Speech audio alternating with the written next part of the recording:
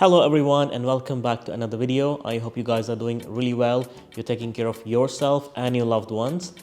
And while I'm talking about taking care, let's talk about taking care of your aquarium. And to be precise, let's talk about aquarium maintenance, basic aquarium maintenance, how to keep it clean, how to clean it, how to do the water changes.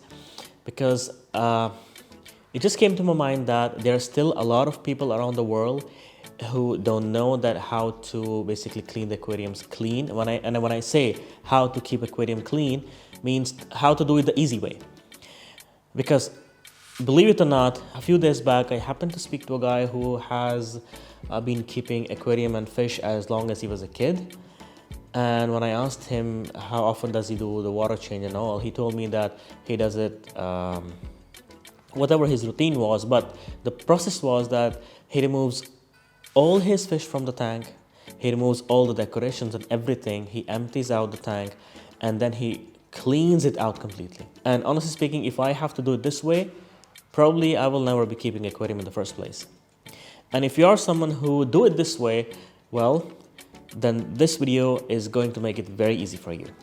One of the things that actually scares people and that actually keeps people from entering this hobby is because they feel that it's really hard to change the water, it's really hard to keep it clean, it's really hard to take proper care of aquariums.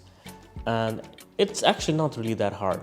So I will tell you the size of my tank, how much water it has, and how do I do the maintenance, and it's really not that hard. So let's talk about the size. My aquarium is 1 meter long.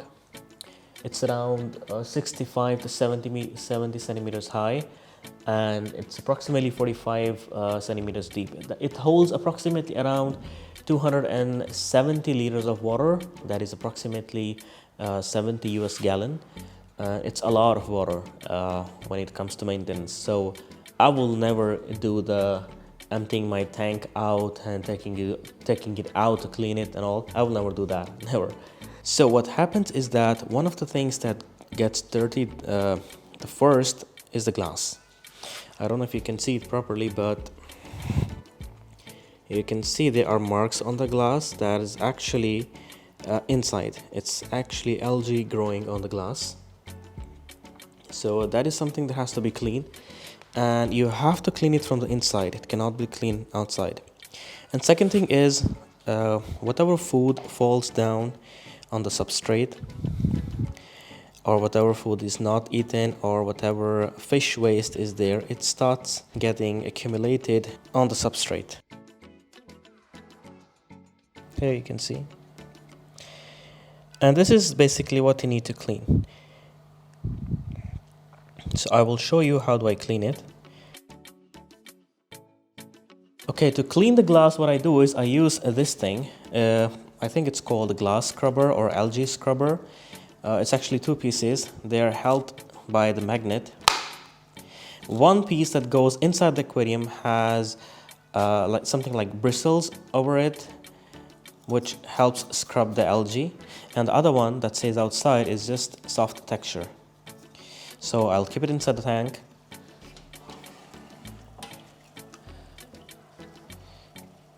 Okay. So this is how you clean the glass. You just keep scrubbing.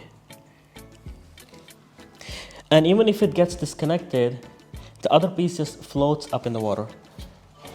So you can just take it back and attach it again. Okay. You don't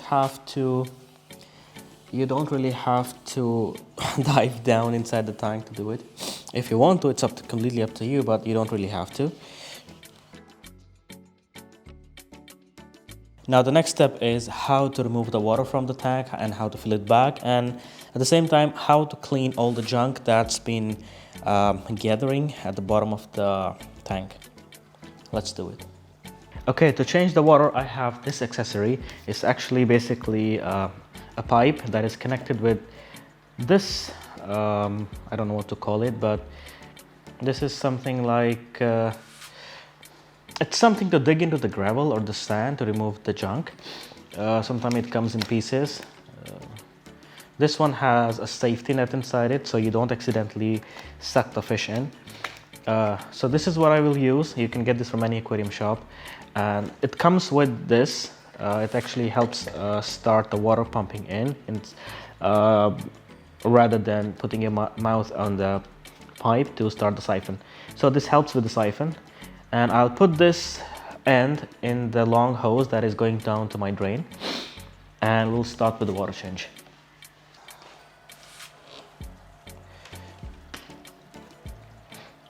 Now you can see all the junk at the bottom and how it will suck it up. What actually happens is that all the junk that is light in weight just comes up and the sand and gravel falls down. Sand is a little difficult to clean because sometimes it also gets sucked up with the water, so you have to be careful. But gravel, like stones and all, it's really easy to clean. Once I'm done cleaning the bottom of the tank, you can see it's all clean now. But I want to drain more water, so what I do is that I put the hose in the tank and I connect it with the suction cup, and I let the water drain up to 50 or 60% because this is the desired water change for me right now. I haven't done a water change for 2 weeks, so I will do it until 50 or 60%. So I let the water drain and then fill it back up. So let's see. While I'm draining the tank, I would like to switch off the electricity to the tank because the filter intake and the heaters should always be submerged in water. And as I'm planning to do 50 or 60% of the water, so these will go out of water. They won't be submerged anymore, so for that reason, I will switch off the electricity. And I'll switch it back on when the water is filled back again, or at least enough that the intake and the heater are submerged again. Now you can see that I have drained more than 50% of the water from the tank. Now the question is, why did I drain 50% of the water? Why not less? Why not more? Well, how much water change you have to do will greatly depend on the number of fish you're keeping. If you're having way too many fish in very small volume of water, you have to do big water changes, maybe every 2-3 days, maybe once a week. If you have a properly balanced tank with not too many fish and enough volume of water, probably you just need to do a 20%, 25% amount of water change once a week. And if you have very less fish in very big amount of water and very big volume of water, you might need to do 25% water change once every 2 weeks. So it really depends. For me, I haven't done a water change in 2 weeks and I have big fish, even though I have a lot of water. So I thought it's a good idea to just do a 50 to 60% water change after 2 weeks. Basically, I don't want to go into much detail about the chemical levels in the water, which actually defines how much water you should change. But the more water you change, the beneficial it is for the health of your tank and the health of your fish. If you do a lot of water changes, it will help your fish stay healthy and grow faster. But it has to be a balance. For me, it was 50%. Normally, I like to do 50% once a week or 50% after 2 weeks. It just avoids a lot of problems. So, but you can do 20%, 25% water change if you're not just cramping your tank with way too many fish. So it's not really hard. I just drain the water. I'm gonna fill it back up and I will switch on everything and let it run. It's not really that hard. But one thing you need to take care of before filling this tank back up is that we have to add water conditioner in the tank before I add new water. What is water conditioner? Basically, the water that we get in our tap is normally treated with chlorine and chloramine. Now these chemicals, they can be a little dangerous for the fish, but they're really very, very bad for the beneficial bacteria. What is beneficial bacteria? It's the bacteria that establishes in the filter of an aquarium that takes care of the biological filtration of the tank. It keeps the tank free of toxic chemicals. So this is why before you add new water, you have to add a water conditioner in the tank. You can read the dosage from the manufacturer. There are many different brands available. The one I use is Prime. It's one of my favorite products. This, I'll just add the recommended dose in the tank for the full volume of the tank water. And then I will just start filling the tank back up and we're good to go. So I'll just add this conditioner and we'll go on from there.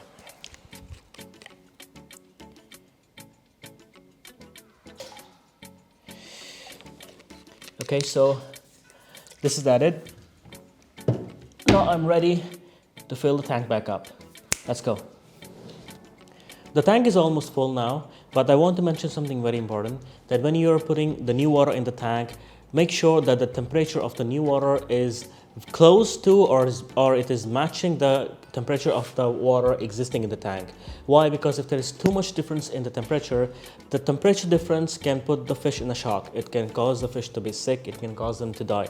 So if it's not too much different, it's not too drastically different, it is okay. But if the water coming from your tap is way too hot or way too cold compared to the water in your tank, then you first have to fill some buckets or a container and temperature match that water with your tank water and then fill it back up after adding the water conditioner. Then you can only treat the new water instead of adding water conditioner for the entire volume of your water. This is difference, and this you will normally find in the instructions from the manufacturers of the water conditioners. The tank is almost full. I can switch on the electricity now.